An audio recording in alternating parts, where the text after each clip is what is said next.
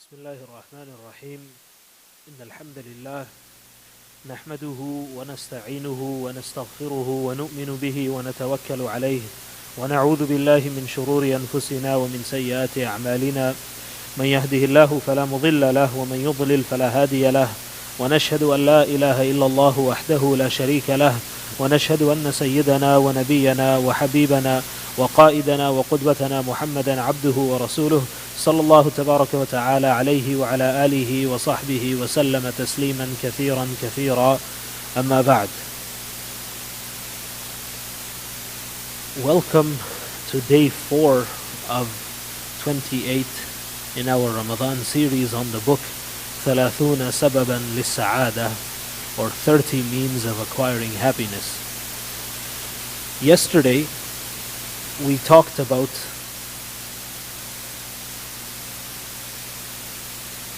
concentrating on the here and the now and on what you can do today to achieve your desired result of the pleasure of Allah subhanahu wa ta'ala.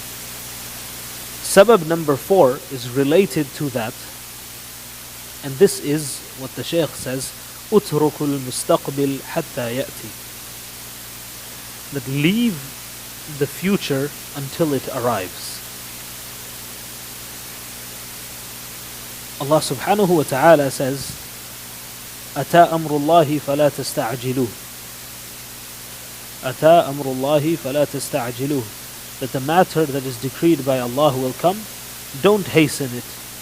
So whatever Allah has in plan will manifest and will materialize, whether or not, despite what we do to try and stop it or to try and hasten its arrival. Allah subhanahu wa ta'ala's plan and decree will take place at its appointed time. And this is something that, in some ways this ties into tawakkul. Tawakkul is often a misunderstood concept. So on the one hand, we have those people. Tawakkul is, loosely translated, is placing your trust in Allah. So we have those individuals on the one hand who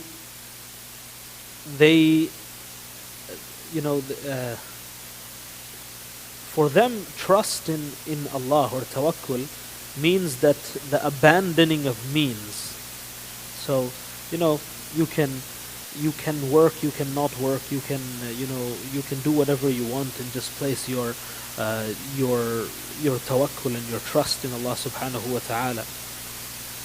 And then we have, on the other hand, those that would completely ignore this concept and would say that, everything that you have and that you do is your own, and this is what will bring about benefit or harm to you, and there is no trust in Allah for these people. And as with most things, that the correct approach is in between both of these, that Allah subhanahu wa ta'ala, tawakkul in Allah means that doing everything that is within your power to achieve the anticipated or desired outcome or result, and then leaving that outcome and the materialization or the manifestation of that outcome to Allah subhanahu wa ta'ala. This is what tawakkul is.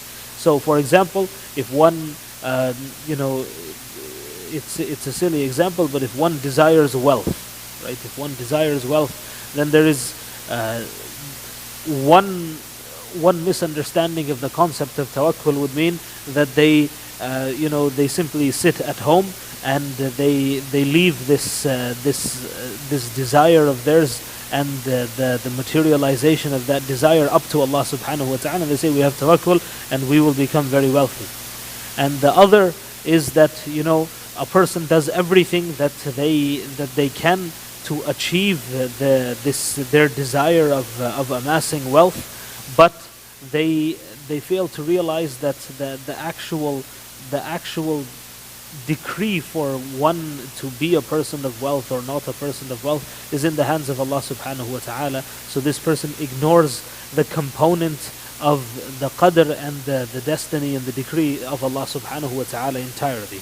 And then the correct approach would be that, if a person desires wealth, and again, this is just for the sake of an example, that if a person desires wealth and they take all of the necessary means to acquire and achieve this desire of theirs, and then they come back home at the end of the day and they leave the result. So they have sown the seeds and the result is left to Allah subhanahu wa ta'ala. This is the correct understanding of tawakkul. This is the correct understanding of placing one's trust in Allah subhanahu wa ta'ala.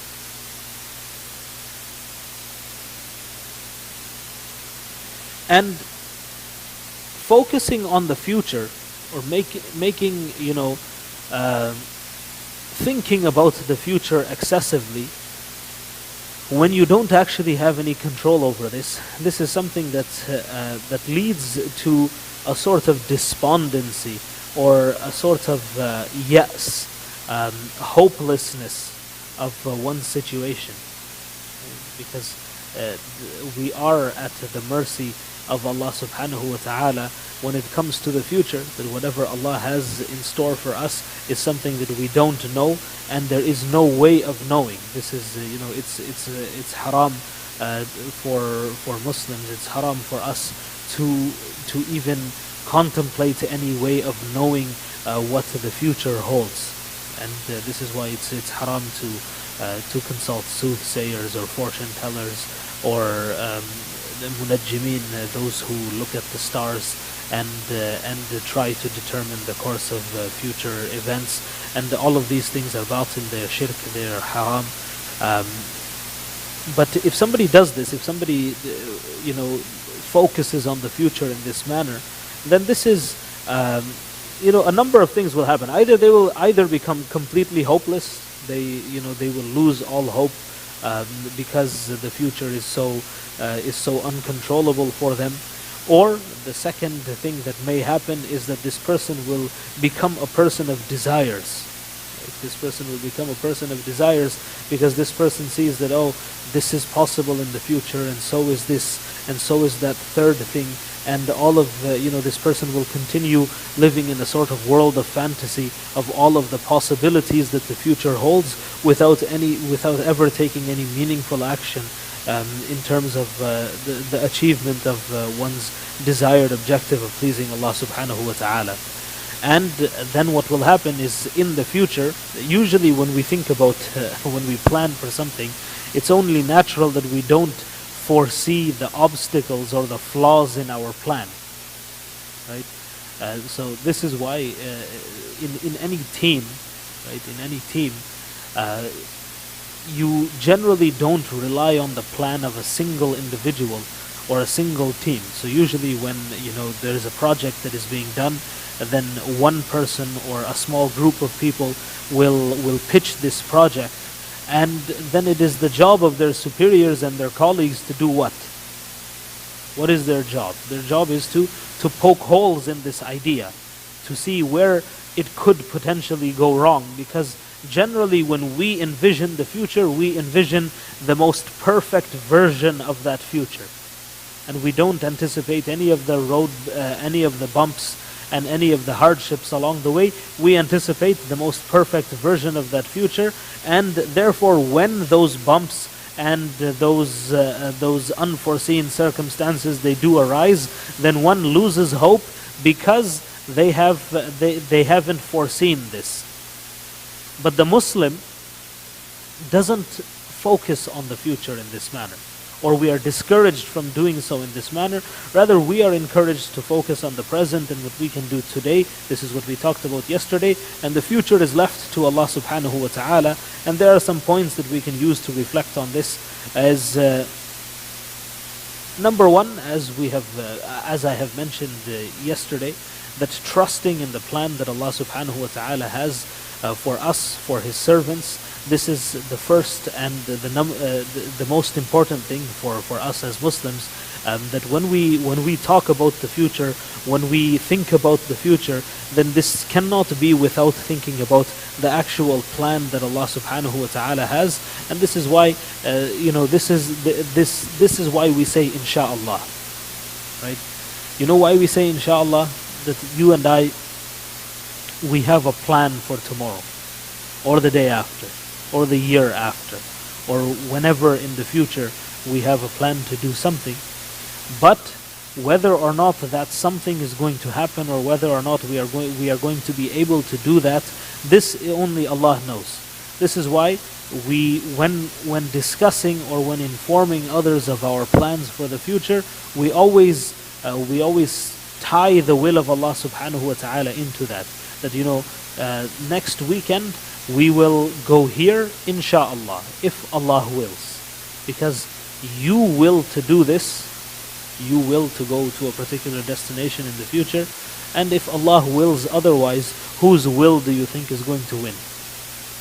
Obviously the will of Allah subhanahu wa ta'ala. Number two, having faith in the mercy of Allah subhanahu wa ta'ala, not losing hope in the mercy of Allah subhanahu wa ta'ala in terms of our spiritual well-being. One scary thing about the future is that none of us, we actually know our future state. So we cannot be content that just because we are practicing today, and just because we are performing our salah today, and just because we are doing all of these things today, that we will always be doing these things, and we will always be able to remain steadfast upon the straight path. This is why we seek this assistance on a daily basis in Surah Al-Fatiha. We always say, Ihdina as-sirat al-mustaqim, that keep us steadfast upon the straight path. Because there are many individuals who at some point in their life, they were extremely practicing, and then this hidayah was taken away from them. May Allah subhanahu wa ta'ala save us from this. And they lost their way. And similarly, there are those others who at some point in their life, they were very far away from the deen, or perhaps they had no deen at all. And later on, Allah subhanahu wa ta'ala destined and decreed for them to find guidance, and Allah gave them that guidance. So this is something that is very, this is a scary thought that could come into your mind, that what, in terms of my spiritual well-being, what the future has in store. But this always needs to be coupled with the fact that we have tremendous optimism in the mercy of Allah subhanahu wa ta'ala, that Allah subhanahu wa ta'ala's mercy is overarching, it's all-encompassing, and if Allah is kind to us today, then Allah will be kind and merciful to us in the future as well. And number three, being content with what Allah subhanahu wa ta'ala has given us now, and being content with what Allah subhanahu wa ta'ala will give us in the future.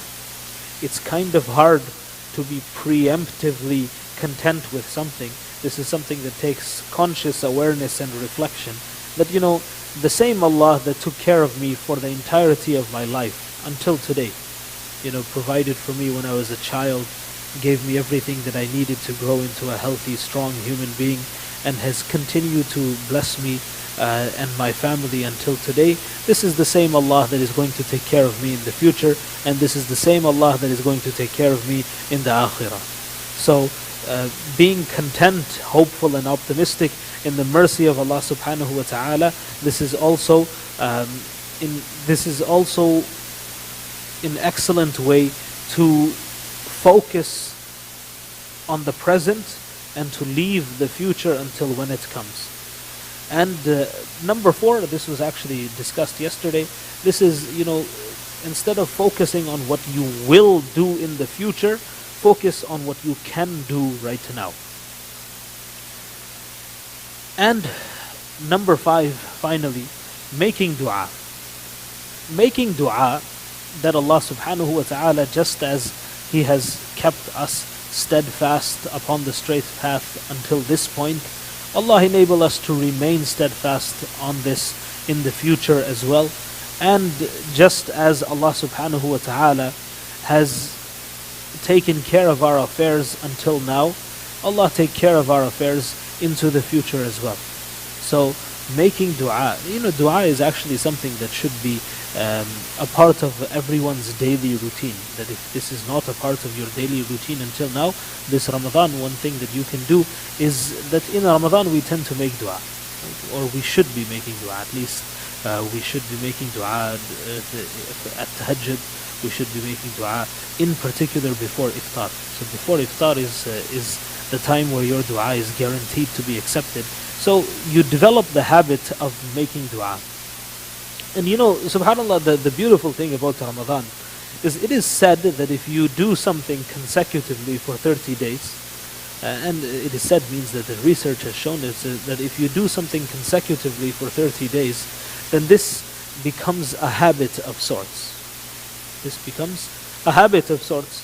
So when Allah subhanahu wa ta'ala discusses the wisdom of fasting in the Quran, it says, لَعَلَّكُمْ تَتَّقُونَ, so that you may develop the consciousness and the taqwa of Allah subhanahu wa ta'ala, the awareness of Allah, the fear of Allah, for 30 days. And we see this, right? We see this every Ramadan, that all of us, we get this spiritual high during the month of Ramadan that is not experienced in other months of the year. So this is something that we do see and we do experience. And if we are particular in our rituals for this entire month, and this in particular dua, that if we make dua for 30 days consecutively every single day, then it is hoped that in the future dua will become a part of your daily routine and habit. Dua will become a part of your daily routine and a part of your daily habit, and this is something that should be a part of your day, especially if you are a parent, right? If you are a parent, many of us, we have many worries and concerns about our children and the direction that society is headed in, and we fail to realize that the greatest gift that you can possibly give your children in terms of their upbringing, in terms of the protection that you can give them, is not any sort of physical gift or physical protection that you can give them, but it is actually your dua. If you are a parent, your dua for your children is always accepted. So making dua both for the present as well as the future. So you plan for the future, you take the necessary means for the future, but the result of those plans and the manifestation of those plans, this is you leave this to Allah, you place your trust in Allah in this matter, and you also make dua for this. That, Ya Allah, this is what I am preparing, this is what I am planning, this is what I have, this is the desire that I have, these are the means that I have taken to realize this objective and this desire. Help me in the fulfillment of this desire and this objective. And you will see that when you begin making dua,